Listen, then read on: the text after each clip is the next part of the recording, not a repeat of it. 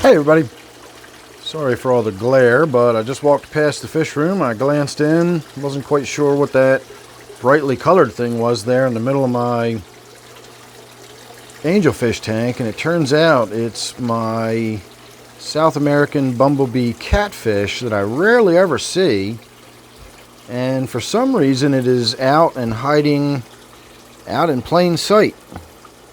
So we're going to try to get a little bit of a look at it as I creep up on it.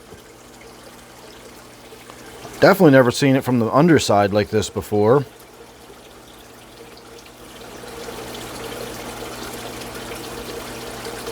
Now I have seen it hiding in the dense vegetation. This Anubias is pretty thick, and then of course with all that whatever that stuff is growing through the Anubias, I think that's Java moss, but I'm not 100% sure. And then it's got the cyanobacteria on it, and long story short, it makes for a fairly dense hiding space for catfish. I've just never seen it out with its, exposed to the glass like this. It's usually deep within the vegetation, not just exposed like that. So that's kind of interesting.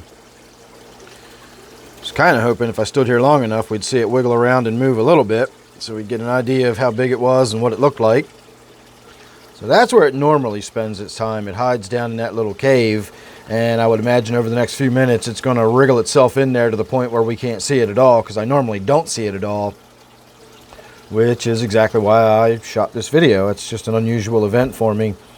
So there you go. There's a look at my little South American Bumblebee catfish. It's still alive and well. Had this fish for years and years. If you total up all the time I've seen it collectively over the, 5 years I've had it or whatever it's been, it probably hasn't been a grand total of 15 minutes.